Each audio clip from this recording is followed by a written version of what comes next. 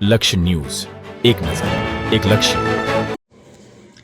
ધાંગધ્રા શહેરમાં સુરેન્દ્રનગર જિલ્લા એસઓજીની ટીમે ખાટકીવાડના એક રહેણાંક મકાન પર દરોડો પાડી 54,200ના સૂકા ગાંજા સાથે એક આરોપીની ધરપકડ કરી હતી. ત્યારે ગાંજો સપ્લાય કરનાર હર્ષદભાઈ કિશોરભાઈનું નામ સામે આવતા બે વ્યક્તિઓ સામે કાર્યવાહી કરવામાં આવી હતી.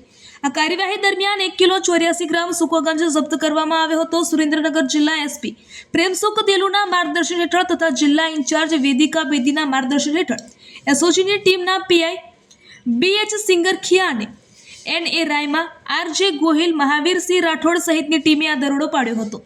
ટીમને ધાંગધ્રા શહેરના ખાટકીવાડ નજીક એક રહેણાંક મકાનમાં સૂકો ગાંજો સંગ્રહ અને વેચાણ થતો હોવાની બાતમી મળી હતી. આ દરોડા દરમિયાન માથો ઉર્ફ યાસીનભાઈ ઇકબાલ બાબી નામના વ્યક્તિને ઝડપી પાડવામાં આવ્યો હતો. જ્યારે પોલીસે ગાંજો કોની પાસેથી મંગાવ્યો તેવું પૂછતા હર્ષદભાઈ કિશોરભાઈ નામના વ્યક્તિ પાસેથી મંગાવ્યો હોવાનું તપાસમાં ખુલ્યું હતું.